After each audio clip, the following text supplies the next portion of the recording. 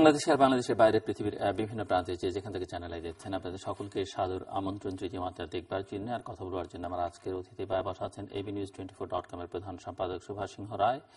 আমার ডানে রয়েছেন বাংলাদেশ ন্যাশনাল আওয়ামী পার্টির চেয়ারম্যান জেবেল রহমান গানি। স্বাগত আপনাদের দুজনকে স্টুডিওতে। মিস্টার সুভাষ সিংহ রায়, আপনাকে দিয়ে শুরু করি যে সম্প্রতি ভারতীয় প্রধানমন্ত্রীর বাংলাদেশ সফর এর পর থেকে লক্ষ্য করা যাচ্ছে বা এই সফরকে কেন্দ্র করে বাংলাদেশের রাজনীতি একটা বড় ধরনের পরিবর্তনের ইঙ্গিত লক্ষণীয়। তো এই পরিবর্তনটা কতটা ইতিবাচক বলে মনে হয় আপনার কাছে, নাকি আরো স্পষ্ট করে আমাকে বলতে হবে? না, আপনার প্রশ্নের মধ্যে যা আছে তাতে আর স্পষ্ট করার প্রয়োজন নাই। ধন্যবাদ আপনাকে। আজকের যেই প্রেক্ষাপটে কথাগুলো উঠে আসছে, এই উঠে আসাটা খুব প্রাসঙ্গিক। আমাদের ভারতের প্রধানমন্ত্রী নরেন্দ্র মোদীর বাংলাদেশ সফর থেকে আমরা আসলে কি পেলাম, এবং নরেন্দ্র মোদীর যে দীর্ঘ বক্তৃতা, সেই বক্তৃতায় কিন্তু এক পর্যন্ত বলেছেন যে আমার এই বক্তৃতা নিয়ে, আমার এই সফর নিয়ে পোস্টমর্টেম হবে, এবং পোস্টমর্টেম হচ্ছে। শুধু বাংলাদেশে না, ভারতেও পোস্টমর্টেম হচ্ছে। আমি আপনাকে একটু বলি, ইতিবাচক পরিবর্তনের দিকের কথা বলি। ইতিবাচক পরিবর্তন কি হচ্ছে? নরেন্দ্র মোদী 6 তারিখে বাংলাদেশে এসেছিলেন। তার একদিন আগে ভারতের আনন্দবাজার পত্রিকায় একটি উপসম্পাদকীয় লেখা হয়েছিল,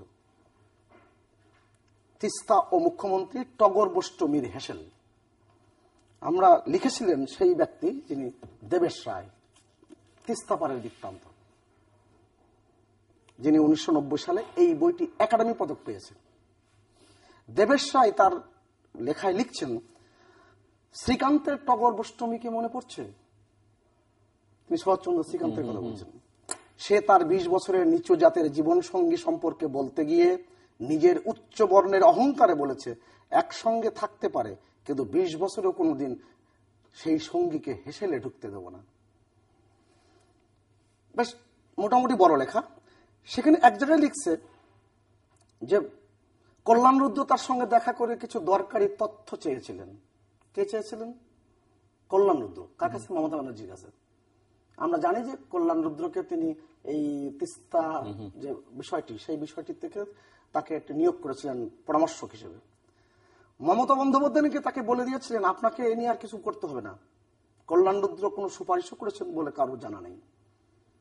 এখন মমতার কৌশলের জাত রাখার চৌকিদার হিসেবে কল্যাণ রুদ্রের নাম এসে গেছে কোত্থেকে।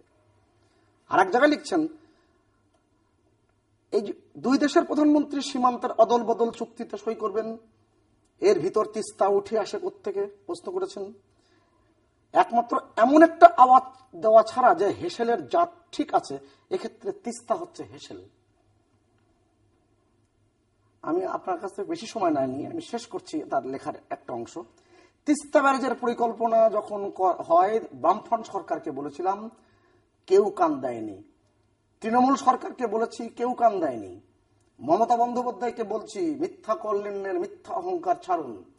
মোদীর সফর সঙ্গী না হয়ে আপনার উপায় নেই। প্রতিনিধি দলে থেকে আধ বেলায় ফেরা যায় না, ওসব দেখানে পড়া ছাড়ুন। বরং এই সুযোগ নিয়ে মোদী হাসিনার উপস্থিতিতে বাধ্য করুন ভারত বাংলাদেশ যৌথ তিস্তা কমিশন তৈরি করতে। ইতিহাস কোনো সুযোগ দেয় না, ইতিহাসকে সুযোগ হিসেবে ব্যবহার করতে হয়। হেসেল ছাড়ুন।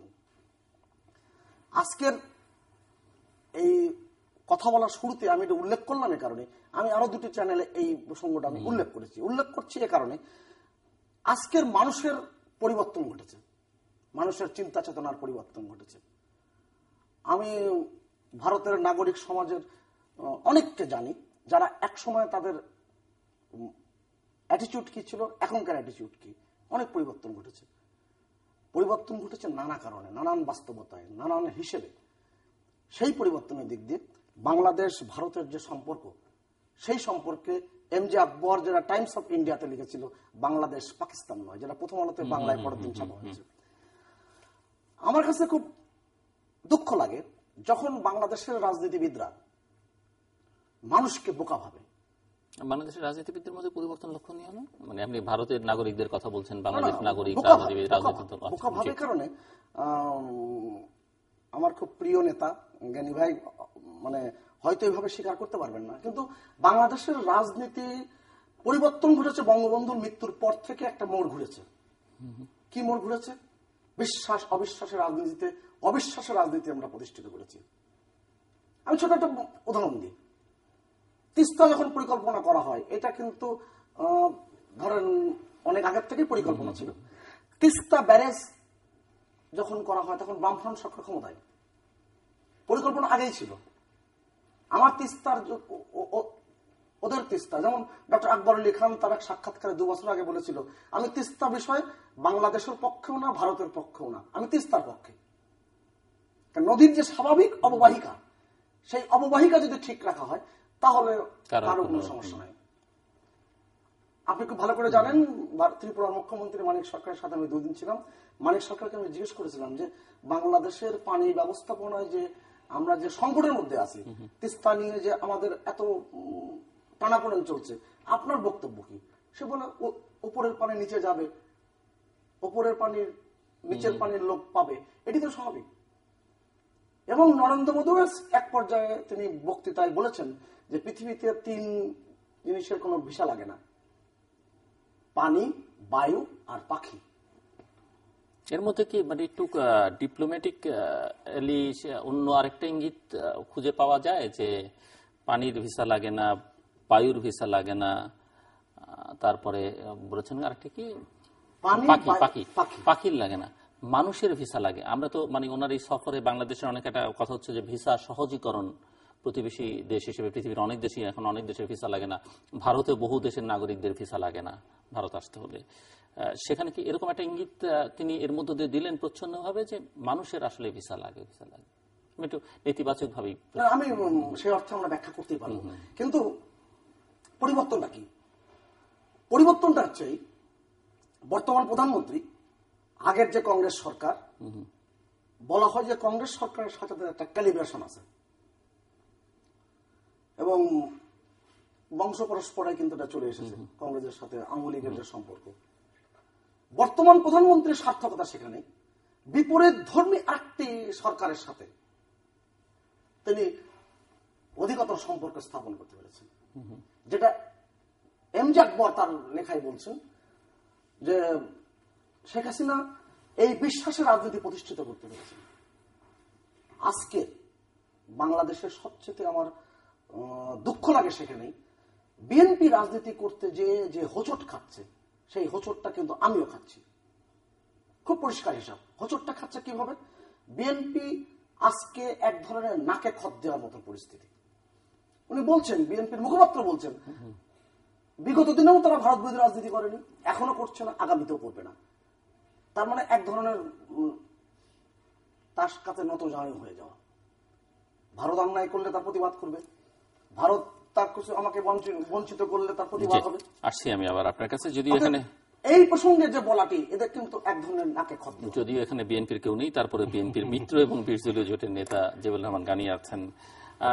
ভারতের প্রধানমন্ত্রী সফরের সময় যেটি আমি শুরু করেছিলাম যে এক ধরনের পরিবর্তন, বিশেষ করে বাংলাদেশের রাজনীতিতে, রাজনৈতিক অঙ্গনে একটা পরিবর্তন এই অর্থে যে অনেকে সুরই পাল্টে গেছে আসলে।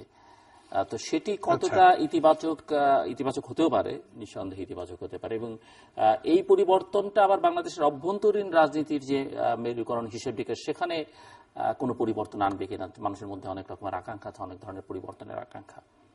আচ্ছা, আমি শুরুতেই আপনাকে ধন্যবাদ দিচ্ছি আমাকে আমন্ত্রণ জানানোর জন্য আজকের এই অনুষ্ঠান, এবং বিশেষ করে এমন একজন ব্যক্তির সাথে বসিয়েছেন, তার সাথে শুধু আমার না, আমার পিতা এবং আমার দাদারও খুব গভীর সম্পর্ক ছিল। আমি তাকে কাকাই ডাকি। ভারতীয় প্রধানমন্ত্রীর সফরকে কেন্দ্র করে অভ্যন্তরীণ রাজনীতিতে যেটা বলছেন আপনি, ইতিবাচক অনেকে বলছে, আমি কিন্তু খুব স্পষ্টভাবে এই জিনিসটা বুঝতে পারছি না। এখানে তারা ইতিবাচক বা নেতিবাচকই বা কি আছে? ভারতের প্রধানমন্ত্রী গত বছর নির্বাচিত হয়েছেন, 2টি টার্ম পরে, 2টি বা 3টি টার্ম মনে হয় পরে একটি নতুন দল ভারতের ক্ষমতায় এসেছেন। এবং নরেন্দ্র মোদী বিশেষ করে তার ক্যাম্পেইনে সে যেটা তুলে ধরেছিলেন ভারতের কাছে, সেটা হলো যে একটি দীর্ঘমেয়াদী পরিকল্পনা, যেটার মূল ইয়েটা মানে ভিত হবে উন্নয়ন, সেটাকে অর্জন করতে গেলে তার প্রতিবেশী এবং বিশেষ করে সার্ক দেশগুলোতে সে সফর করবেন বলে সে ওদিন তার বক্তব্যেও সেটাই তুলে ধরেছিলেন যে তার ওত নেওয়ার আগে সে এই সার্ক রাষ্ট্রগুলোর প্রধানদেরকে আমন্ত্রণ জানায় তার সেই অনুষ্ঠানে যোগদান করার জন্য as a gesture of goodwill. তো সেই ধারাবাহিকতায় বাংলাদেশের এই সফর। অতীতে আমরা শুনেছি যে উনি বলেছিলেন যে আমি বাংলাদেশে আসতে চাই, তবে কিছু সাথে নিয়ে যেতে চাই।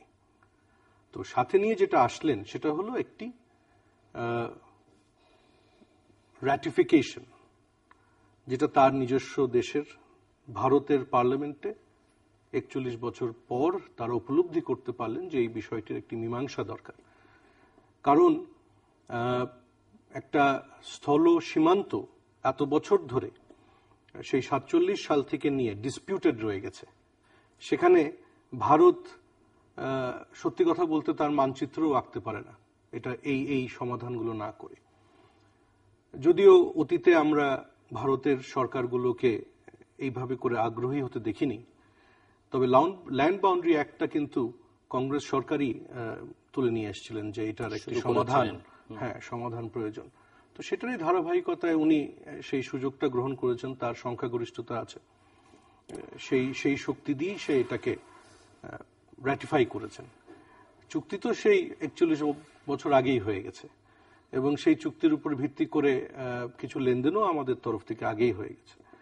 তো এইটাকে নতুন করে বিজেপি বা নরেন্দ্র মোদী সাহেব যে আমাদের বাংলাদেশকে কিছু দিলেন, এটা আমি অন্তত ব্যক্তিগতভাবে মনে করি না।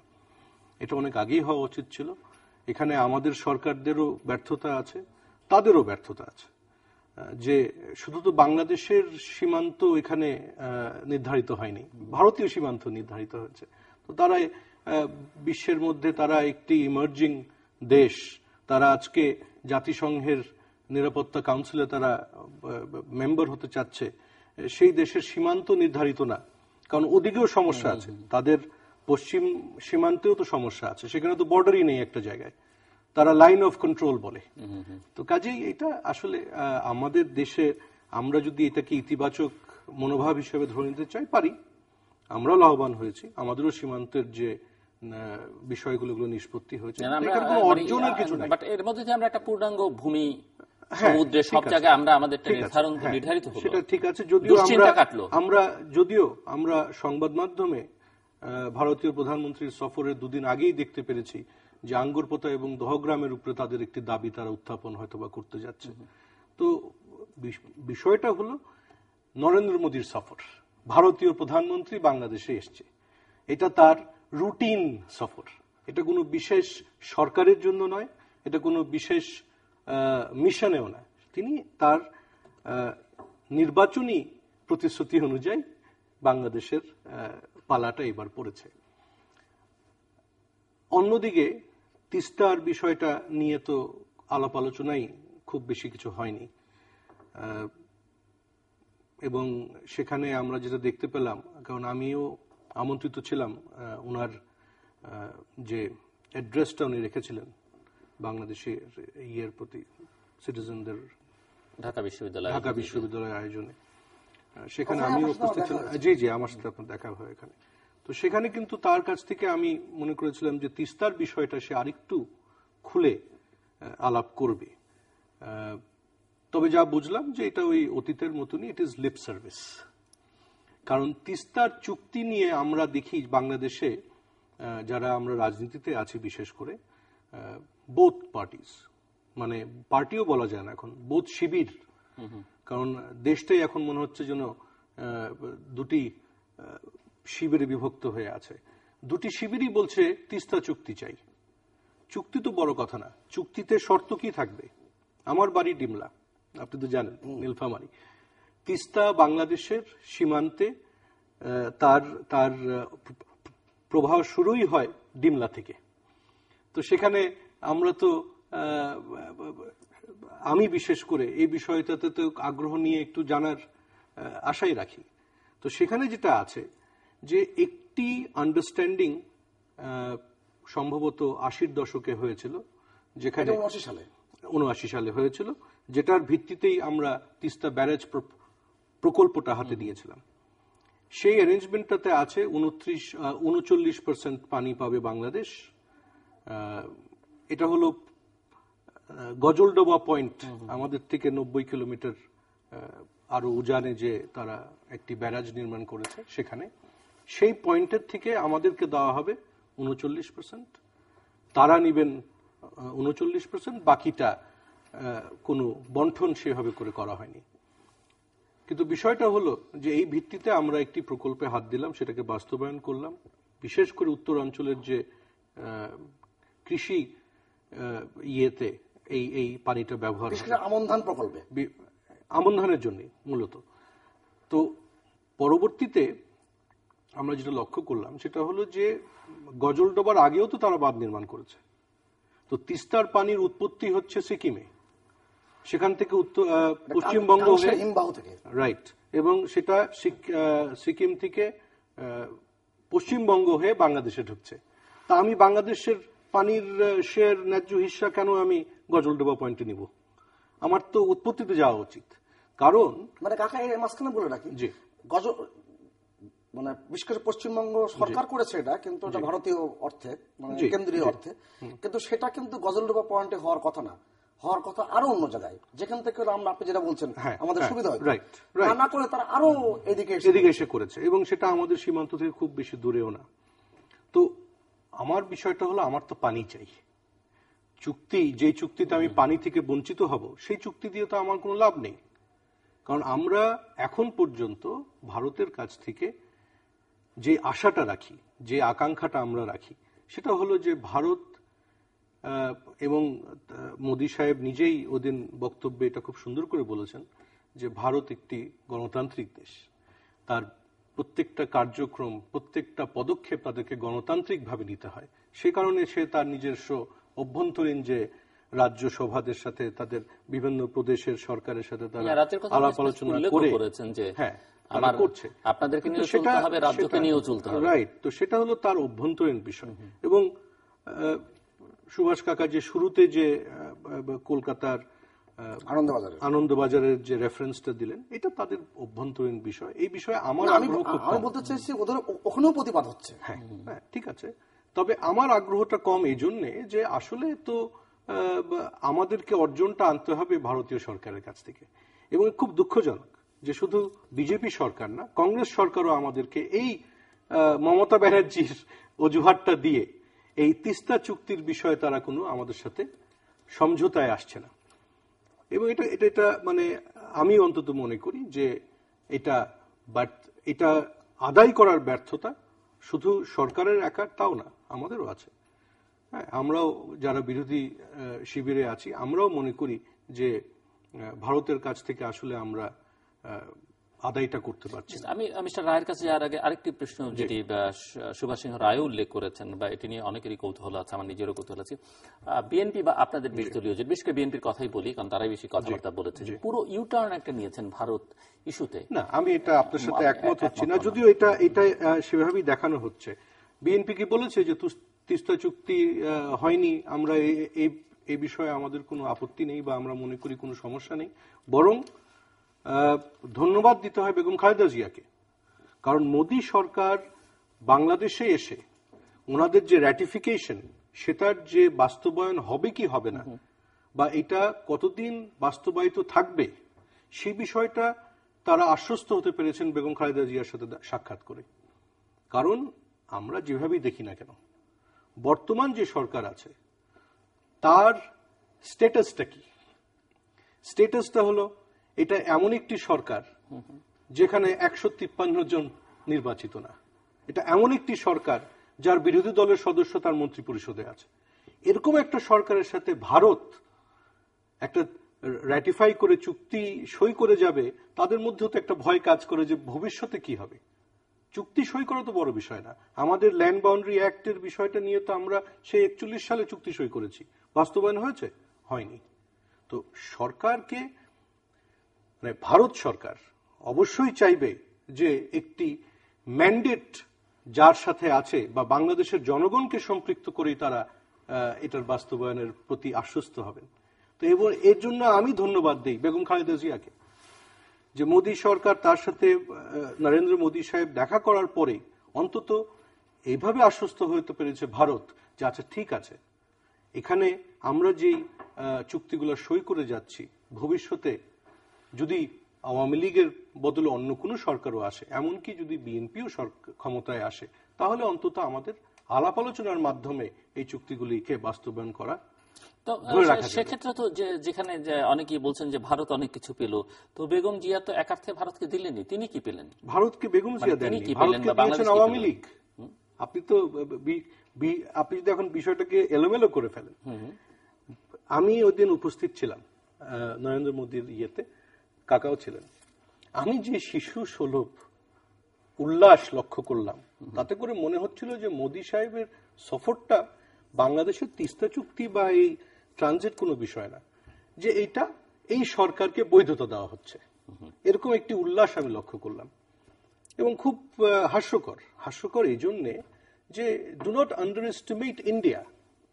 ইন্ডিয়া ইজ নো লঙ্গার, মানে ভারত সেই পর্যায়ে অতিক্রম করে এসছে। তারা আজকে জাতিসংঘের নিরাপত্তা কাউন্সিলের সদস্য হতে চাচ্ছে। তো তারা সরকার বা একটা যেন তেন সরকারকে তারা বৈধতা দিয়ে দিবে, সেটা কিন্তু হবে না। ভারত এসছে তার নিজস্ব যে ধারাবাহিক ইয়েতেই এসছেন, এবং সেখানে আওয়ামী লীগ যেটা করেছে, বাংলাদেশের যতগুলো বার্গেনিং চিপ ছিল, আমি সেই বিষয়ে যাচ্ছি না যে এই ট্রানজিট হলে আমাদের যে ক্ষতি হবে বা আমাদের কি উপকার হবে, বা অন্য যে 7টি সেভেন সিস্টার্স ভারতের তারা কিভাবে উপকৃত হবে, সেদিকে যাচ্ছি না। আমি এইটুকুনি খালি বলতে চাই যে আমাদের বার্গেনিং চিপ কি ছিল। আমরা ভারতের সাথে যে একটি নেগোসিয়েশন, আমরা তো আর যুদ্ধ করব না, আমাদেরকে আজকে যেটা উপলব্ধি করতে হবে সেটা হলো যে Bangladesh as a sovereign nation, আমাদের কিছু বার্গেনিং চিপ আছে, আমাদের কিছু সম্পদ আছে। এই সম্পদগুলোকেই আমরা ব্যবহার করতে হবে আমাদের অন্যান্য যে সমস্যাগুলি বা অন্যান্য চাহিদাগুলোকে পূরণ করার জন্য একটি নেগোশিয়েটিং টেবিলে সম্মানজনক একটি অবস্থানে যেতে। সেখানে আপনি 22টি চুক্তি করে দিলেন। আমি এটা বলছি না যে 22টি চুক্তি করে সব দিয়ে দেওয়া হয়েছে, কিন্তু চুক্তি হচ্ছে 22টি। খবরের কাগজে এসছে 22-0 গোলে বাংলাদেশ হেরে গেল। তো ভারত সরকারের কাছ থেকে তো আমরা আশা করি যে এই 22টি চুক্তিতে যা আছে, এই যে আগরতলা রুটে বাস চলবে, কানেক্টিভিটি আজকের যুগে সেটা অনিবার্য। তবে এখানে একটু আমার কিছু অবজারভেশন আছে, আমার কিছু প্রাসঙ্গিক বিষয় আছে। সেটা হলো যে আমরা ইউরোপিয়ান ইউনিয়নের এক্সাম্পল শুনেছি, যে ইউরোপিয়ান ইউনিয়নে যাওয়ার আগে ব্রিটিশ সরকার তো তার জনগণের কাছে আগে গিয়েছে। আমরা তো রেফারেন্ডামের পদ্ধতি উঠিয়ে দিয়েছি। আমরা কি আদতেই প্রস্তুত কিনা এই মুহূর্তে যে এই 4টি দেশের মধ্যে কানেক্টিভিটি শুধু হবে? কোন কানেক্টিভিটির প্রশ্ন আসলে তো রিজনাল কানেক্টিভিটি আসতে হবে। ভুটান, নেপাল, বাংলাদেশ এবং ভারত, এই 4টা দেশের কানেক্টিভিটি। আপনি ব্যালেন্স অফ ট্রেড দেখেন 4টা দেশের, শুধু তো বাংলাদেশ নয়। আমাদের যদি যেটা আমি এই গত লাস্ট যে স্ট্যাটিস্টিকটা সরকার থেকে যেটা ইয়ে এসছে, সেখানে দেখা যাচ্ছে আমাদের চেয়ে প্রায় 10 গুণ বেশি ভারত আমাদেরকে মানে রপ্তানি করেছে, এবং আমাদের রপ্তানি ভারতে 10 ভাগের 1 ভাগ। আপনি নেপালে যান, ব্যালেন্স অফ ট্রেড দেখেন। আপনি ভুটানে যান, ব্যালেন্স অফ ট্রেড, ভুটানের তো আরো খারাপ অবস্থা, কারণ সেখানে তারা আবার বিদ্যুৎ বিক্রি করে ভারতের কাছে, সেটাকে তারা এক্সপোর্ট ধরে, কিন্তু সেই বিদ্যুৎ কেন্দ্রের মালিক হলো আবার ভারত। তো কাজেই এই 4টা দেশের মধ্যে অর্থনৈতিকভাবে সবচাইতে শক্তিশালী হলো ভারত। তো সেখানে আপনি একটা কানেক্টিভিটি প্রস্তাব দিয়ে কই চীনকে তো আনলেন না। আপনি চীনকে নিয়ে আসতেন সাথে করে, আমরা মনে করতাম যে কানেক্টিভিটিতে তাইলে একটা ব্যালেন্স হয়তোবা সৃষ্টি হবে। আমি কিন্তু এগুলো কোনোটাই নেতিবাচক হিসেবে বলছি না। আমি বলতে চাচ্ছি যে এখন সময় এসছে, যোগ্য লোককে দিয়ে একটি বিষয়, একটি সমাধান অনেক থাকতে পারে, একটি সমস্যার সমাধান অনেক থাকতে হবে, আমাদেরকে বের করতে হবে কোনটা ভালো, সবচাইতে ভালো যে সমাধান, সেদিকে যেতে হবে। অনেকগুলো কথা এসেছে, আমি ছোট ছোট করে কয়েকটা কথার এই প্রসঙ্গে বলি, আমি কোনো তর্কে না জড়িয়ে। কন্টিনিউয়াস এঙ্গেজমেন্ট যেটা কূটনীতির সম্পর্কের ক্ষেত্রে, সেক্ষেত্রে আমাদের দীর্ঘদিনের ব্যত্যয় ঘটেছে এবং বঙ্গবন্ধুর মৃত্যুর পরে এই যে ল্যান্ড বাউন্ডারি এগ্রিমেন্ট, সেই এগ্রিমেন্টকে বলা হয়েছে গোলামি চুক্তি। এবং দুঃখজনক ঘটনা, এর মধ্যে কিন্তু বিএনপি 3 বার ক্ষমতায় এসেছে এবং তারা কিন্তু এই বিষয়ে কোনো সমাধান করেনি। আর বাণিজ্য বৈষম্যের যে ব্যাপারটি, সেই বৈষম্যের ব্যাপারটি আমি 1976 সালে, আমার কাছে কাটিং আছে, 1976 সালে জিয়াউর রহমান সাহেব তিনি ভারতে গিয়েছিলেন সফরে। সেখানে তিনি দা হিন্দু পত্রিকার সাক্ষাৎকার দিয়ে বলেছিলেন যে ভারত বড় রাষ্ট্র, আমরা ছোট রাষ্ট্র, বাণিজ্য বৈষম্য থাকবেই, তারা বড় রাষ্ট্র, তারা পানি বেশি পাবে। আপনি বেগম খালেদা জিয়ার, যিনি যখন প্রথম ভারত সফরে গিয়েছিলেন, ফিরে আসার পরে সাংবাদিকরা আপনারা জিজ্ঞেস করেছিলেন যে পুশব্যাক পুশিন নিয়ে আপনি কি বললেন, বলে ও আমি তো এটা ভুলিয়ে গিয়েছি। আমি বলতে চাই এই কারণে, রাজনীতিতে যে আপনার যে দক্ষতা, আপনার যে সততা, এটা খুব বেশি জরুরি। আপনি দেখেন কাকা যে কথাটা বললেন যে 1948 সালে 7 এবং 8 ফেব্রুয়ারি 2 দিনে আলিপুর সার্ভে অফিস ভারতে, সেখানে কিন্তু একটা আপনার ডিএলআর ভারতের পক্ষ থেকে দাশগুপ্ত আর পাকিস্তানের পক্ষ থেকে ডিএলআর এম এ মুজিব, তাদের মধ্যে যে সীমান্ত নিয়ে যে সমস্যার সমাধান হয়েছিল, একটা জায়গায় উপনীত হয়েছিল, সেইটি আবার জওহরলাল নেহরু এবং ফিরোজ খান নুনের মধ্যে চুক্তি হয়েছিল প্রথম, সেই চুক্তি আসেনি, আদালতে একটা মামলা হয়েছিল, নানা রকম ব্যত্যয় ঘটেছে। কিন্তু এইটি আমি সেটি তো 6 কিলোমিটার মামলার কথা বলছি, ল্যান্ড বাউন্ডারি এগ্রিমেন্ট, ডিসপিউটের জায়গা, এই যে ল্যান্ড বাউন্ডারি এগ্রিমেন্ট।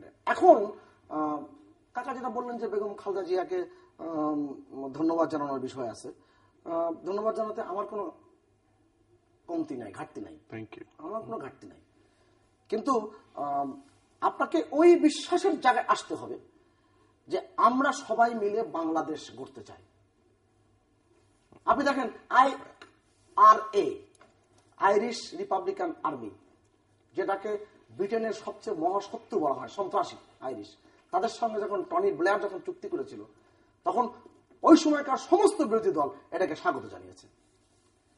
আমাদের রাজনীতির ধন্যতা সেখানে জিল্লুর ভাই, যে বিরোধী দলের পক্ষ থেকে যদি ধরে নিই বেগম খালেদা জিয়া এবং 20 দলীয় জোটের পক্ষ থেকে নরেন্দ্র মোদীকে আপনি ধন্যবাদ জানাচ্ছেন ল্যান্ড বাউন্ডারি এগ্রিমেন্টের জন্য, কিন্তু বাংলাদেশ সরকার প্রধান শেখ হাসিনাকে ধন্যবাদ জানাচ্ছেন। এর আগে যে সমুদ্র সীমার যে বিজয় ঘটেছে, অবশ্যই বিজয় ঘটেছে, এতদিনের সমস্যার সমাধান ঘটেছে, আপনি অভিনন্দন জানিয়ে 1 ঘন্টা পরে প্রত্যাহার করেছেন।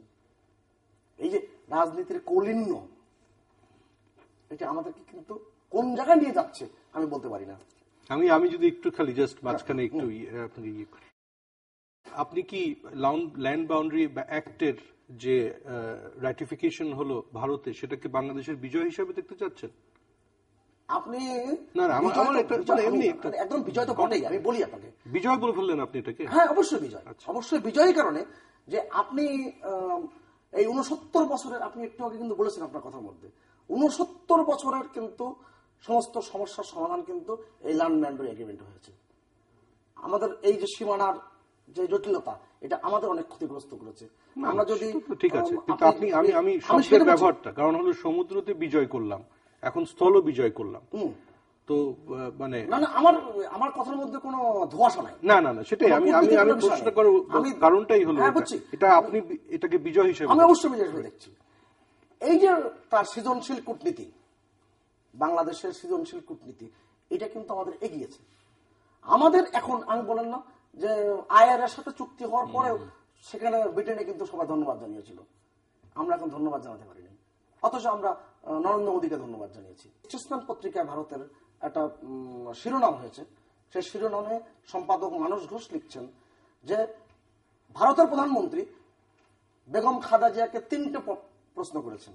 তিনি বলেছেন যে আমাদের রাষ্ট্রপতি প্রণব মুখার্জি যখন বাংলাদেশে যায়, তখন আপনি তার সাথে নির্ধারিত সফরসূচিতে অংশগ্রহণ করেননি, সাক্ষাৎ দেননি, অজুহাত দেখিয়েছিলেন জামাত ইসলাম হরতাল লেগেছিল। 2004 সালে যেই 10 ট্রাক অস্ত্র মামলায়, যেই অস্ত্রটা ট্রাক ভরে ভরে আমার এই দেশের সন্ত্রাসীদেরকে সহায়তা করেছিল। সেই মামলায় 2 জন আপনার ক্যাবিনেটের সদস্য ছিলেন। তাদের ব্যাপারে আপনি কি কোনো তথ্য দিয়ে সকলকে সহযোগিতা করবেন? প্রশ্ন করেছে, এই প্রশ্নতে বিব্রতকর অবস্থায় পড়েছে। আজকের যে পরিস্থিতিগুলো আপনি একটু চিন্তা করে দেখুন তো, বিএনপির গত 15 দিন 20 দিনে কিংবা 1 মাসে তাদের অ্যাটিটিউড, আপনি যে প্রথম প্রশ্নটি করেছেন, তাদের রাজনীতির পরিবর্তন ঘটেছে কিনা? বলেছেন আগেও আমরা ভারত বিরোধী রাজনীতি করিনি। 75 সালের পর থেকেই রাজনীতিটা হয়েছে একদম ভারত বিরোধী রাজনীতি। বলা হয়েছে, আমি মানে এই পুরনো কথাগুলো আনলে অনেক কথাগুলো আসবে। আপনি দেখেন গঙ্গা চুক্তি করার পরে বাংলাদেশের পরিস্থিতি কি দাঁড়িয়েছে। এবং প্রথম যখন গঙ্গা চুক্তি হয়, গঙ্গা যে 41 দিনের পরীক্ষামূলক একটা হয়েছিল, বলা হয়েছিল 16,000 কিউসিক পানি ভারত রেখে বাদ বাকিটুকু 44,000 কিউসিক বাংলাদেশে আসবে, এসেছিল। এবং আপনাকে বলি, গঙ্গা চুক্তির যে চুক্তি অনুযায়ী যে আমাদের পানি পাওয়ার কথা 35,000 কিউসিক, জানুয়ারি থেকে মে পর্যন্ত এইবার 64,000 কিউসিক পর্যন্ত পানি এসেছে। আমি যে কথাটা আমার একটু আপত্তি আছে, গঙ্গা চুক্তি হওয়ার পরেও আমরা আমাদের যে চুক্তি মোতাবেক যে পাওনাটা, সেটা যেই সময়টায় পাওয়ার কথা, এই সময়টাতে আমরা বহুদিন পাইনি। এবং যেমন আজকে যে গত 3 বছর ধরে তিস্তাতে শুষ্ক মৌসুমে কোনো পানি আসছে না, ঠিক আছে, 200 কিউসেকের নিচে চলে গেছে, 232, ঠিক আছে। আচ্ছা, তো এর আগে এখনো তো চুক্তি হয়নি, কিন্তু আমরা তো আগে শুষ্ক মৌসুমে তিস্তার প্রবাহ ছিল, কি হলো তাহলে? মানে অর্থাৎ আজকে চুক্তি নাই বিধায় পশ্চিমবঙ্গ সরকার তিস্তার পানিকে ডাইভার্ট করে নিয়ে যাচ্ছে তাদের ব্যারেজ দিয়ে, গজলডোবা দিয়ে। আমরা তো 200 কিউসেকও পাচ্ছি না। ঠিক আছে, সর্বনিম্ন। তবে সেটা মানে আমি বলতে চাচ্ছি যে আমাদের গঙ্গা চুক্তিতেও যে সময়ে যেই আমাদের পানিটা প্রয়োজন বা আমাদের আসার কথা, সেই অনুযায়ীও কিন্তু আমরা লক্ষ্য করেছি যে জয়েন্ট রিভিউজ কমিশন যে কারণে তারা কিন্তু 100 ভাবে, মানে খুব নিশ্চিত ভাবে তারা এটাকে ইয়ে করতে পারে না। 100 ভাগ জেনে আমি একটা কথা বলি, জানুয়ারি থেকে মে পর্যন্ত চুক্তির সময়সীমা গত 2 বছরে অন্তত রিপোর্ট অনুযায়ী 35,000 কিউসেক পানি পাওয়ার কথা, আমরা 64,000 কিউসেক পানি পেয়েছি, যেহেতু আমাদের চুক্তি আছে। 54টা নদীর সাথে যে আমাদের অভিন্ন নদী রয়েছে, সেই নদীতে একটা মাত্র এদের চুক্তি আছে, সেটাও কিন্তু আওয়ামী লীগ সরকারের আমলে। এবং এই যে ব্যাপারগুলো, আপনি তিস্তার ব্যাপারে আপনার যে ভারতের পক্ষ থেকে যে বিষয়টি, ওদের যে ক্যানেলের ধারণ ক্ষমতা হচ্ছে 20,000 কিউসেক, একটা হচ্ছে 25,000 কিউসেক, একটা 15,000 কিউসেক, একটা 10,000 কিউসেক, দুটো ক্যানেল তারা করেছে। আমাদের ধারণ ক্ষমতা হচ্ছে 10,000 কিউসেক। আমরা যাতে তিস্তা প্রকল্প ইয়ে করেছি, যেমন আমাদের এই প্রকল্পের সঙ্গে আবার পার্থক্য হচ্ছে, আপনার ওই সময় যদি 5,000 কিউসেক পানি থাকে, ওই পানি যদি সম্পূর্ণটাও যদি ভারত নিয়ে নেয়, ডাইভার্ট করে, তাও তাদের কোনো সমাধান হয় না। ওদের তো পাত্রের যে আধার, সে আধার রয়েছে 20,000 কিউসেক। তবে আপনি তো না, ঠিক আছে, কিন্তু আপনাকে আমি একটা জিনিস স্মরণ করে দিচ্ছি, সেটা হলো তিস্তা প্রবাহিত হয় ব্রহ্মপুত্রে, সেটার কি হবে? আপনি তো বলছেন রেজার্ভার কথা, আমি এই জন্য আমার ব্রহ্মপুত্রই এসে তো মেঘনা হচ্ছে, তাই না? আমার তিস্তা যদি ব্রহ্মপুত্রে না পৌঁছায় শুষ্ক মৌসুমে, তাহলে মেঘনার কি অবস্থা হচ্ছে? এই যে ব্যাপারগুলো, যদি আপনার চুক্তি থাকে, চুক্তি হয়, সেই চুক্তি হলে আপনার তাদের এই যাওয়ার আর পথ থাকে না। এইটাই বলবার চেষ্টা করছি। বাট উনি বলছেন চুক্তি অনুযায়ী আবার হচ্ছে না। একদম সঠিক না, একদম সঠিক না। এটা আপনি হয়তো আমি আপনাকে একদম তথ্য 54টা নদীর মধ্যে যে বিষয়টা বরং আমি লক্ষ্য করলাম নরেন্দ্র মোদী সাহেব চলে যাওয়ার পরে, এই পোস্টমর্টম, আপনার উনি যেটা বলেছিলেন, সেই পোস্টমর্টমের একটা ইয়েতে দেখলাম তারা এখন বলছে যে এটা হয়তো বা বাইল্যাটারালি করার চেয়ে মাল্টিল্যাটারালি করা যায় কিনা, যেটা আমি মনে করি যে ইভেন বেটার। কারণ আজকে আপনার বার্গেনিং চিপ নাই, আপনি ভারতের সাথে নেগোশিয়েটিং টেবিলে বসে আর আপনি এই মুহূর্তে তিস্তার ন্যায্য হিস্সা আপনি আদায় করতে পারবেন। এইটাই কিন্তু আমার সাথে আপনার পার্থক্য। Right. সেটা হচ্ছে এই গঙ্গা চুক্তি, গঙ্গা নিয়ে আমরা জাতিসংঘ বন্ধে গিয়েছিলাম, অথচ সমাধান হয়েছে কিন্তু দ্বিপাক্ষিক। কাকা আমি বলি শুনেন, 54 ভিতরে একটা নদী চুক্তি করতে লেগেছে কত বছর?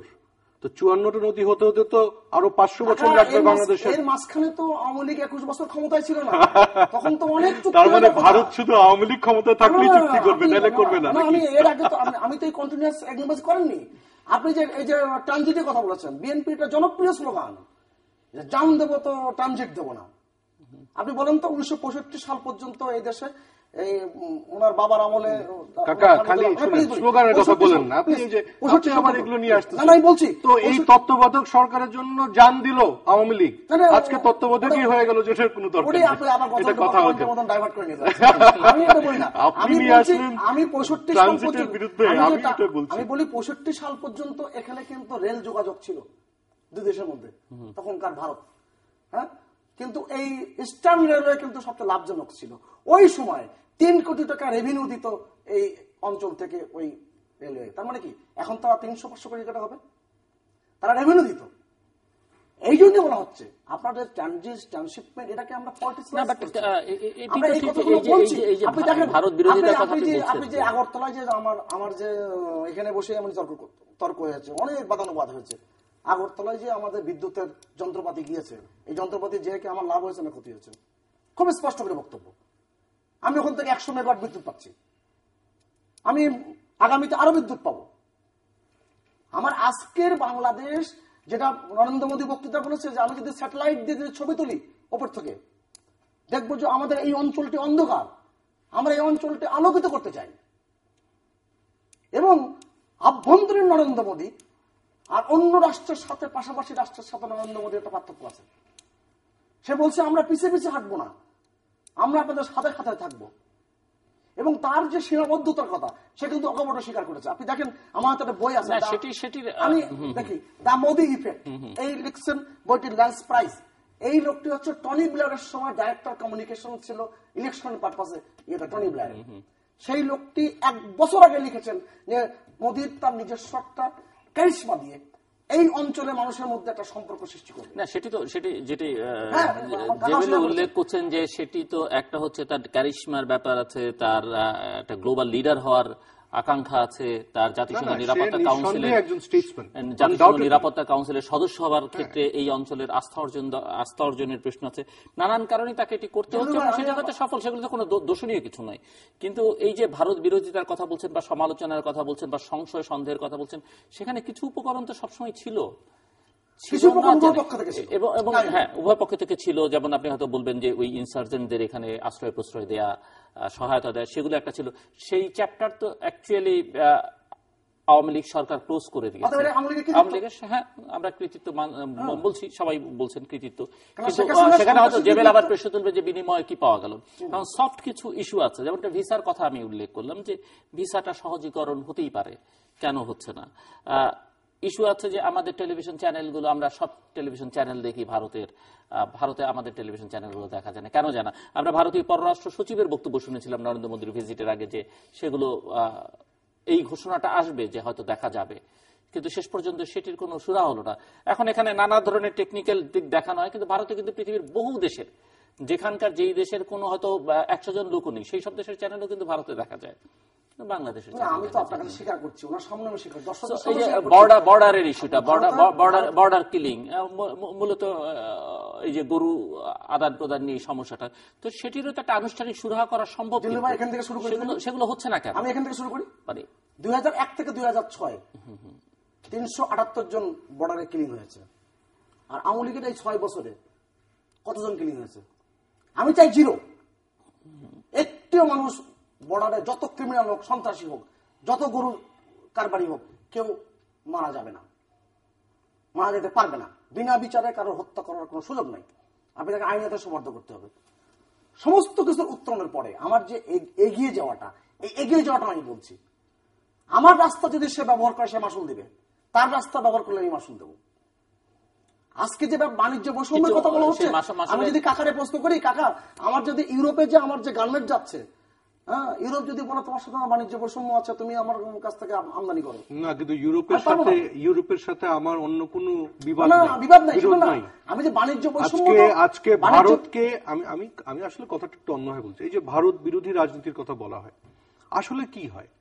আসলে এগুলো বাংলাদেশের পক্ষে কথা বললেই যদি ভারত বিরোধিতা হয়ে যায়, কথার কথা বলছি। যেমন আমি যদি বলি যে আজকে ভারতীয় অনেক পণ্যের চেয়ে আমার পণ্য অনেক বেশি উন্নত, কিন্তু তারা প্রবেশ করতে পারছে না।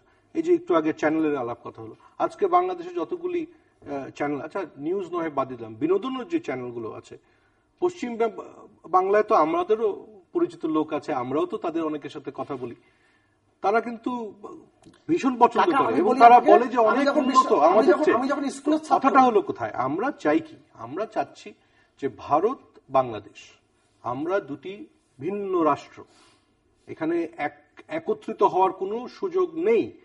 যদিও আমাদের অনেকে ওই যে শিশু সুলভ উল্লাস বৈধতা পেয়ে গেলাম, হ্যাঁ, অনেকে হয়তো বেফাস আলাপ করে ফেলি। ভারত আলাদা একটি রাষ্ট্র, আমরা তাদেরকে শ্রদ্ধা করি। তারা যে গণতন্ত্রকে প্রতিষ্ঠিত করতে পেরেছে, চেষ্টা করছে তারা এবং প্রতিবেশী অবশ্যই আমার তিন দিকে ভারত, তাদের কোনোভাবেই আমি তাদের কোনো অন্যায় বা তাদের কোনো ক্ষতি আমি চাইতে পারি না। সেটা আমার প্রতিবেশী। শুনেন, আমি একটা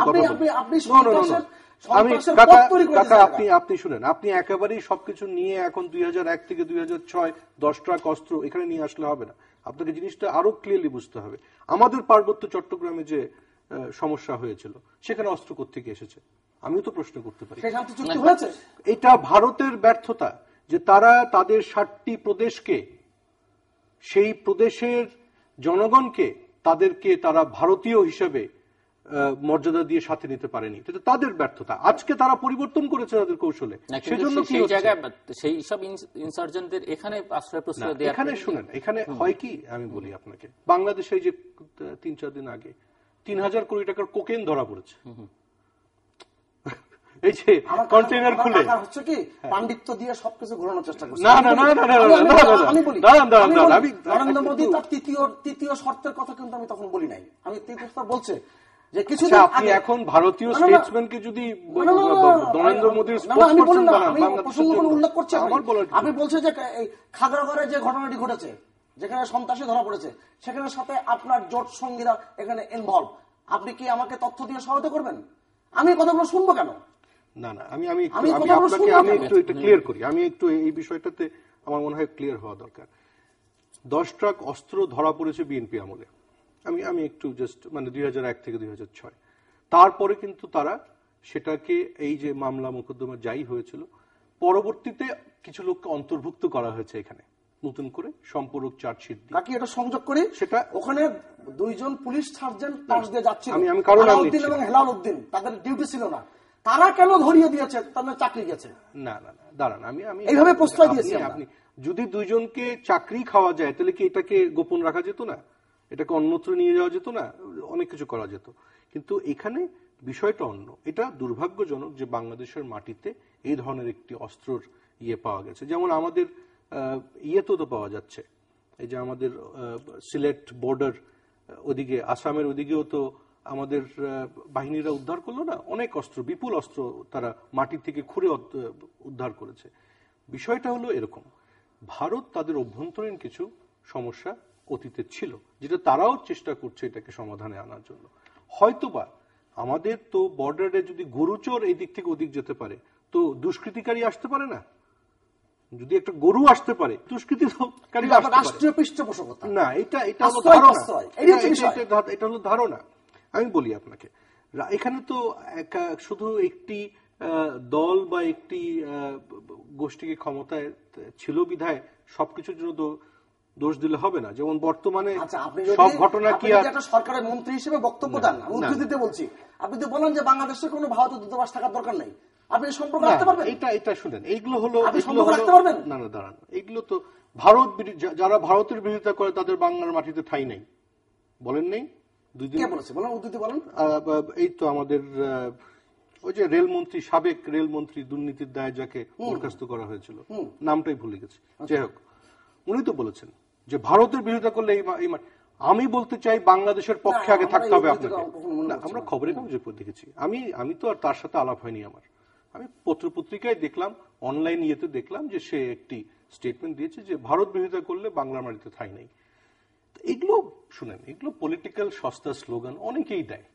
হ্যাঁ না, আপনি সস্তা স্লোগানের কথা বলছেন। সস্তা স্লোগান যখন শান্তি চুক্তি হয়েছে কাকা, তখন আপনি বলেছেন বাংলাদেশে 1% ভারতের অন্তর্ভুক্ত হয়ে গেছে, একেবারে ওই সীমান্ত থেকে শুরু করে ফেনী পর্যন্ত। শান্তি চুক্তি কার সাথে হয়েছে? হ্যাঁ, ভারতের সাথে। শান্তি চুক্তি হওয়ার পরে আপনি বলেছেন যে এটা হয়ে গেছে। পার্বত্য শান্তি চুক্তি, শান্তি চুক্তি তো বাস্তবায়নই হয়নি আজ পর্যন্ত। যাদের সাথে সই করেছেন তাদেরকে আপনি জিজ্ঞেস করেন না। বাস্তবায়ন হয়নি। শান্তি চুক্তি দেখুন, এগুলোকে যদি ট্রফি হিসাবে দেখতে চান, আমি বাস্তবায়নের প্রক্রিয়া নিয়ে কথা বলছি না। ভারত তাদের সীমান্ত নির্ধারণ করেছে, সেটাকে আপনি পদক চাচ্ছেন আপনি, এবং সেটা তো মোদী সাহেব ঠাট্টা করে বলেও গেল যে এটার জন্য নোবেল পিস প্রাইজ পাওয়া যেতে পারে। যাই হোক, এটা ঠাট্টাই করেছেন তিনি আমাদের সাথে মশকরা করেছেন, কারণ আমরা তো একটু নোবেলের জন্য আবার আগ্রহী বেশি। কিন্তু এই প্রতিটা জিনিসই আগ্রহী থাকাটা খারাপ কিছু না, ভালো আছেও আমাদের ওর জন্য, লরেটও আছে আমাদের।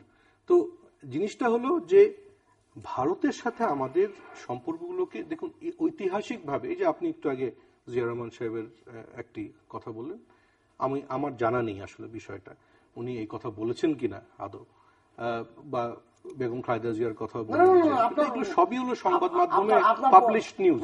আপনি যাদেরকে উত্তর, এই যে আমি এখানে উল্লেখ করেছিলাম মুখলিসুর রহমান সিধু মিয়া, আপনার দাদার বড় ভাই, তিনি তার প্রতিচিন্তা পত্রিকা দীর্ঘ 62 পাতার সাক্ষাৎকারের মধ্যে এগুলো উল্লেখ করেছেন। আমি সেটা বলছি। আমার একটু জানা নেই, কিন্তু যাই হোক, আমি যেটা বলতে চাচ্ছি যে আজকে ভারতেও কিন্তু অনেক পরিবর্তন এসছে। ভারত, আমি একটু আগে যে বললাম যে বাইল্যাটারাল ইয়ে থেকে বাইর হয়ে এটা এখন মাল্টিল্যাটারাল একটা এরিনাতেও যেতে পারে, এটা কিন্তু ভারতও তাই মনে করে। এটা হচ্ছে তো বিসিআইএম হচ্ছে না। তো এখন বিষয়টা হলো যে 54টা নদীকে যদি আমরা একত্রে করে এখন, কারণ তিস্তা আমি যা মনে করছি তিস্তা এখন হচ্ছে না, তিস্তার তারা চুক্তি সই করলো, সেই চুক্তিতে আদৌ আমরা কি আমি এখানে বসে বলে যাই, এখানে বসে বলে যাই, আমি রেকর্ড থাকবে এই তিস্তা চুক্তি আপনি 6 থেকে 9 মাসের মধ্যে দেখবেন। না যাই হোক, আমি আপনি মনে করেন যে পশ্চিমবঙ্গের বিধানসভা নির্বাচনের আগেই হবে। না, আমি এটা আপনার সাথে একমত হচ্ছি না। মমতা ব্যানার্জিকে ছেড়ে দেওয়ার মতো সুযোগ নরেন্দ্র মোদী দিবে না। অতএব যে বলছেন দেবেশ সাহেব বলছে না যে আপনার না যে উপায় নেই, তিনি যেভাবে তার সংকটে পড়েছেন, তিনি তার নিজের অশুভ যারা ধরা পড়েছেন, তার বেরোনোর জায়গা নেই। আর বেগম খালেদা জিয়াকে যে প্রশ্ন উনি করেছেন সেটার প্রথম উত্তরটা তো আমি দিয়ে দিলাম। 10টা আমি ধরেছি। আপনি পররাষ্ট্র সচিবের বক্তব্যে প্রতিবাদ করেছেন, জয়শঙ্করের প্রতিবাদ করেছেন। না দাঁড়ান, জয়শঙ্কর বলেছে যে আপনারা গণতন্ত্রের পক্ষে আমরা আছি, আমরা জঙ্গিবাদের বিপক্ষে আছি। গণতন্ত্রের পক্ষে ওনারা আছেন, জঙ্গিবাদের বিরুদ্ধে, তা আমরা কি জঙ্গিবাদের পক্ষে গণতন্ত্রের বিরুদ্ধে আছি বলেন? সেটা আপনারা বলেননি তো, আপনার জোট সঙ্গী। কাকা শুনেন, এখানে কিন্তু ওইসব ভারতীয় ইয়ে কি বলছে, ওরকম তো ভারতীয় পররাষ্ট্র সচিব 2013 নির্বাচনের আগে এসে 14 নির্বাচনের সময় 13তে, হ্যাঁ, সেই যে বক্তব্য রেখেছিল, বা যেটা আমাদের সাবেক রাষ্ট্রপতি তার বৈঠক থেকে বেরিয়ে আমাদের জনসম্মুখে তিনি যা বললেন যে আমাকে বলা হয়েছে যে নির্বাচনে অংশগ্রহণ করো, না হলে বিএনপি জামাত ক্ষমতায় আসবে, এটা কি কোনো শিষ্টাচারে পড়ে? আমি সেই দিকে যেতেই চাচ্ছি না। আমি যেটা আপনার সাথে মানে এখানে যেটা আমরা আলাপ করি, তো বাংলাদেশ নিয়ে আমাদের আলাপ। মমতা ব্যানার্জি বিধানসভায় কি করবেন আর কি করবেন না, আমি এটা নরেন্দ্র মোদী সরিয়ে দিয়েছেন, তো সেটা তো সরতেই পারে, ওইটা তো আমার কোনো আগ্রহ নাই, আমি তার কোনো পানিশমেন্টও চাচ্ছি না। কিন্তু এটাতে করে আমরা যারা বাংলাদেশি, আমরা কি মনে করি যে তাহলে কি আমাকে ভারত কি মনে করে? কারণ সেটা তো আর সুজাতা সিং না, that is Bharat speaking to me. তো ভারত কেন আমাকে বলবে আমি নির্বাচনে যাব কি যাব না? মানে একটা বাংলাদেশী হিসাবে আমারও তো কিছু আত্মসম্মান আছে। সেই আত্মসম্মান তো আপনি রাখেননি। না, এই যে এখন আপনি আত্মসম্মানই থাকলো না। দেখুন কাকা, শুনেন, no, it is only a matter of courtesy. দাঁড়ান, আপনার আজকে বেগম খালেদা জিয়ার সাথে আপনিই বলছেন, আমি জানি না এই প্রশ্ন কি করেছেন উনি, আমার আসলে কিন্তু এটা আমি তথ্য পাইনি, তবে উত্তর কিন্তু আমিও দিতে পারি। খালেদা জিয়া পর্যন্ত যেতে হয় না। আপনার 10 ট্রাক অস্ত্র আমরা ধরেছি। আপনার দ্বিতীয় আরেকটা প্রশ্ন ছিল যে এর আগে যে কয়েকশো ট্রাক গিয়েছে, প্রণব মুখার্জির ব্যাপারটা। প্রণব মুখার্জি বাংলাদেশে এসেছিলেন, আমরা তাকে আমন্ত্রণও করেছিলাম, বেগম জিয়া যখন গিয়েছিলেন আমন্ত্রণও করেছিলেন। পরবর্তীতে উনি যখন আসেন, দেশের যে পরিস্থিতি ছিল সেই সময়টা, ঠিক আছে, সেটাতে বেগম খালেদা জিয়া মনে করেছেন যে এই সময়টাতে আমি প্রণব মুখার্জি সাহেবের সাথে দেখা করতে চাচ্ছি না। তাহলে দেশের পরিস্থিতি এখন উন্নতি হয়েছে, আপনি এখন দেখা করার জন্য পাগল হয়েছেন। আপনি এখন ওইটা তো ঠিকই আছে, আমি আসছি আপনার কাছে, আমরা শেষের দিকে শেষ করতে হবে। তো এখানে আসলে বিষয়টা শুনেন, বাংলাদেশে এই রাজনীতি থেকে যদি আমরা সরে আসতে না পারি, কারণ নরেন্দ্র মোদীর সফর থেকে আমরা পেয়েছি শূন্য, এই কথাটাই এখন প্রত্যেকটা বাংলাদেশিকে বলতে হবে। নরেন্দ্র মোদী ভাষণ দিতে পারেন ভালো, উনি আমাদেরকে আশ্বস্ত করেছেন, আমি এর জন্য তার কাছে কৃতজ্ঞ, কিন্তু অ্যাজ আ নেশন ইন্ডিয়া বাংলাদেশকে কিছুই দিতে পারলো না। এটি আমাকে বলতে হবে আজকে। এটাতে করে যদি ভারত বিরোধী রাজনীতি হয় তা আমার তো করার কিছু নাই, কারণ আমাকে তো বাংলাদেশের পক্ষেই থাকতে হচ্ছে। আজকে আমি যেটা মনে করি যে এই রাজনীতির ইতিহাস টেনে নিয়ে আমরা যেসব দেই, এক্সাম্পল দেই এবং সেটা নিয়েই আমরা আলাপ আলোচনা করি, কিন্তু সত্যি কথা বলতে বাংলাদেশকে আজকে অনেক কিছু নতুন ভাবে চিন্তা করতে হবে। আপনি একটু আগে সিন ফেইন এবং আইআর এর দিলেন, এক্সাম্পল দিলেন। আপনি দেখুন, মমতা ব্যানার্জিও তো এসছে বাংলাদেশে নরেন্দ্র মোদীর সাথে, তারা তো একদল করেন না। বাট যখন ভারতের কোনো প্রশ্ন আসে তারা কিন্তু একত্র হয়ে যায়।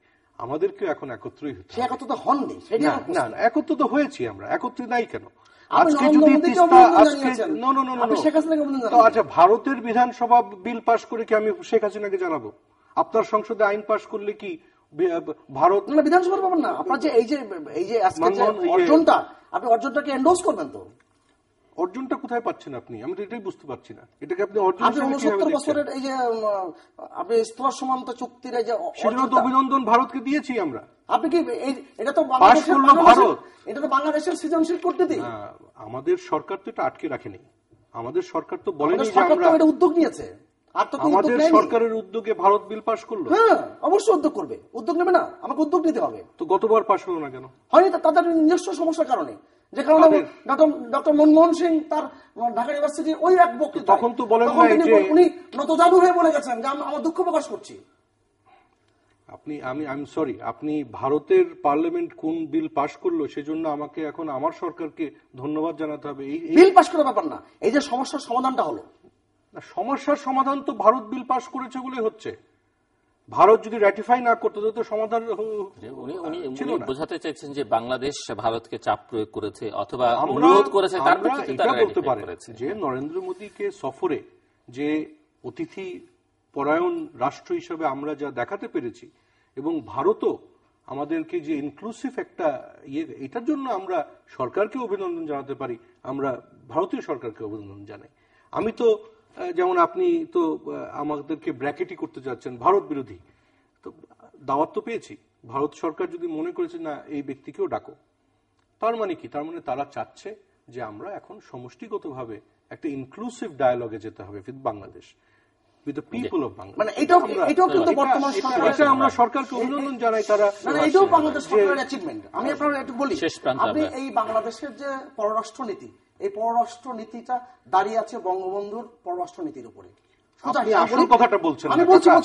আজকে আওয়ামী লীগ সরকার দাঁড়িয়ে আছে ভারতের সমর্থন নিয়ে এবং ভারতের আশীর্বাদে।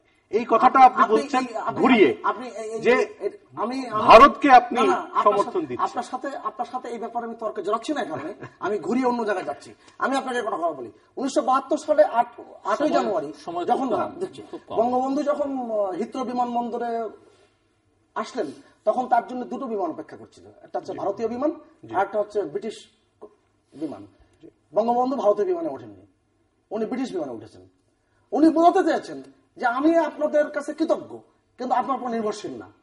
উনি 10 তারিখে আসার আগে দিল্লিতে যে যাত্রা বিরতি করেছিলেন, সেখানে তিনি বলেছিলেন যারা পশ্চিমবঙ্গের মানুষ, যারা এই ত্রিপুরার জনগণ, তারা বলেছিলেন যে আপনাদের সবাইকে ধন্যবাদ দিবেন। কিন্তু তিনি বলছেন না, আমি এখন প্রথম বাংলাদেশে যাব, আমার জনগণের সাথে দেখা করব, তারপরে আমি আসবো, খুব কম সময় আসবো।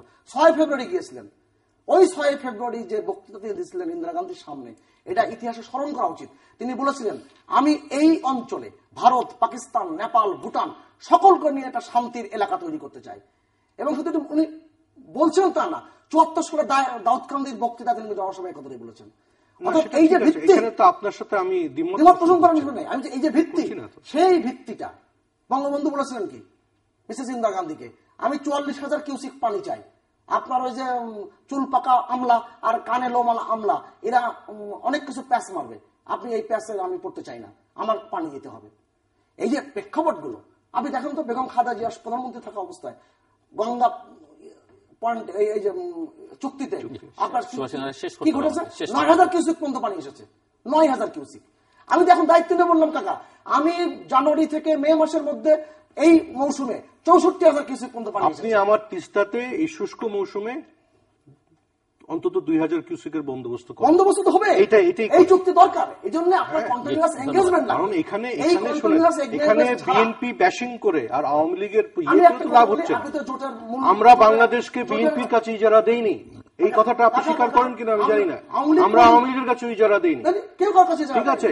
তো কাজেই এখানে বাংলাদেশকে নিয়ে কথা বলতে গেলে আমাদেরকে স্পষ্টভাবে এই কথাগুলো বলতে হবে। ধন্যবাদ।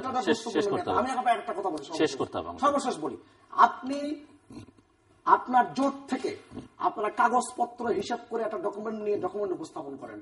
এই যে চুক্তিগুলো হয়েছে, চুক্তিগুলোর কোথায় কোথায় ব্যত্যয় ঘটেছে। ধন্যবাদ। যদি করতে পারেন, যদি করতে পারেন তাহলে বুঝবো যে না। এবং আমি এটা শেষ প্রান্তে তৃতীয়মাত্র সম্পর্কে আপনারা লিখতে পারেন ডাকে, ইমেল, SMS এর মাধ্যমে, ইন্টারনেট, আমাদের অফিসিয়াল ওয়েবসাইট অথবা সোশ্যাল মিডিয়াতে যেসব পেজ রয়েছে সেই সব পেজে আপনারা আপনাদের মতামত রাখতে পারেন। আর আপনাদের মতামত আমাদের অনুষ্ঠান তৃতীয়মাত্র আপনি দেখতে পাবেন প্রতি বৃহস্পতিবার এবং শুক্রবার। বাংলাদেশ আমরা দুটোই, বুধবার দুপুর 11:30 এবং শুক্রবার দুপুর 1:05 জেবেল রহমান গনি এবং সুভাষ সিং রায়, অসংখ্য ধন্যবাদ আপনাদের দুজনকে। দর্শক মণ্ডলী, আমরা কথা বলছিলাম ভারতীয় প্রধানমন্ত্রী বাংলাদেশ সফরকে কেন্দ্র করে, মূলত বাংলাদেশ ভারত সম্পর্ক নিয়ে, এবং ঘুরে ফিরে ওই কথাটাই প্রধান যে বাংলাদেশকে আসলে সবাই মিলে করতে হবে এবং আমরা বাংলাদেশি, আমাদের প্রথমত বাংলাদেশের স্বার্থটা দেখতে হবে। যেমন একই সঙ্গে মাথায় রাখতে হবে ভারত সর্বক্ষেত্রেই তার স্বার্থটা দেখবে, সেটি স্বাভাবিক। ভারত বাংলাদেশের প্রতিবেশী, আমাদের মধ্যে ঐতিহাসিকভাবে নৈকট্য যেমন রয়েছে, বেশ খানিকটা মানসিক টানাপোড়েন রয়েছে, অন্তত গত 40-41 বছরে সেটি হয়েছে। সেখান থেকে এক ধরনের উত্তরণের পথ তৈরি হয়েছে, যেটি ভারতীয় প্রধানমন্ত্রীর সফরের মধ্যে দিয়ে এখানে সুন্দর কথামালা আছে, এখানে একটা ইনক্লুসিভনেসের ব্যাপার আছে। চুক্তি সমঝোতা হয়েছে, কারো কারো হিসেবে এটি 22-0, কেউ কেউ মনে করেন যে সমতার ভিত্তিতে হয়েছে। কিন্তু এই চুক্তি থেকে আসলে এগুলোর বাস্তবায়ন কিভাবে হবে, কার্যকর কিভাবে হবে, এখান থেকে বাংলাদেশ কতটা আদায় করতে পারবে, মূলত এবং প্রধানত বাংলাদেশের কূটনৈতিক সক্ষমতা, দক্ষতার উপরে নির্ভর করবে। এবং বাংলাদেশ সেখানে কতটা সক্ষমতার পরিচয় দিতে পারবে, কতটা দক্ষতার পরিচয় দিতে পারবে এবং রাজনৈতিকভাবে কতটা জাতীয় ঐক্যের প্রকাশ ঘটাতে পারবে, তার উপরেই আসলে এই সফলতা নির্ভর করছে। দর্শক, আমাদের সঙ্গে থাকবার জন্য অসংখ্য ধন্যবাদ। আপনাদের সবার জন্য শুভকামনা।